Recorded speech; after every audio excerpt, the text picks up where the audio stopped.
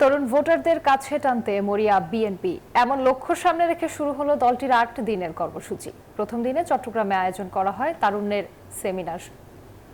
শনিবার পলো গ্রাউন্ডে রয়েছে তারুণ্যের অধিকার রক্ষার সমাবেশ।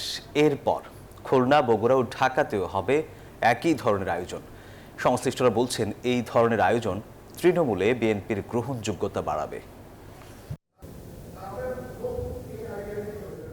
দেশের মোট জনসংখ্যার 1/3 তরুণ, যাদের উদ্ভাবনী চিন্তা আর অদম্য মানসিকতায় বিনির্মাণ হবে আগামীর বাংলাদেশ। সেই তারুণ্যের কাছে আরেকবার ছুটে গেল বিএনপি। জানতে চাইল তাদের ভাবনা। ভাগাভাগি করা হলো বিএনপির আগামীর পরিকল্পনা। কি করে সফল হব এই ভয়টা কিন্তু। বিএনপির 3 তারুণ্যের সংগঠন, ছাত্র, যুব ও স্বেচ্ছাসেবক দলের আয়োজন।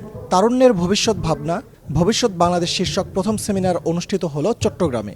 উঠে এলো তরুণ প্রজন্মের স্বপ্ন, আশা এবং দেশের ভবিষ্যৎ নির্মাণে তাদের ভূমিকা নিয়ে নানা গুরুত্বপূর্ণ আলোচনা।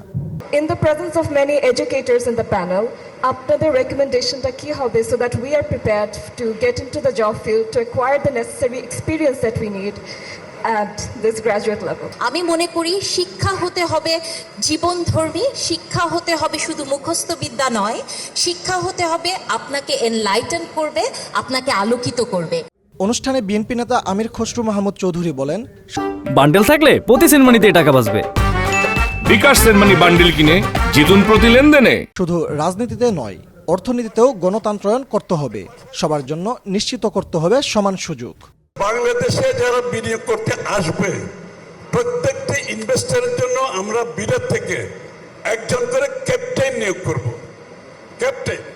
ক্যাপ্টেন হবে কারা?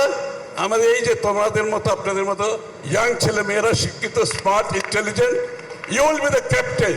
এই ক্যাপ্টেনের দায়িত্ব হচ্ছে he or she will get all the permission. He or she will solve all the problem.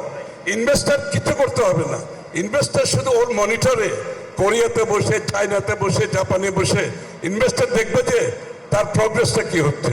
আসার দরকার নাই। The captain will do the job. So এরকম স্মার্ট ক্যাপ্টেন আমাদের আগামী দিনে। Be prepared for it. শনিবার চট্টগ্রামের পলো গ্রাউন্ড মাঠে অনুষ্ঠিত হবে তারুণ্যের রাজনৈতিক অধিকার প্রতিষ্ঠার সমাবেশ।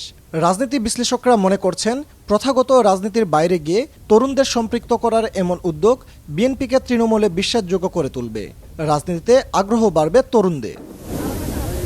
ফজলা রাব্বী সৌরভ, নিউজ 24, চট্টগ্রাম।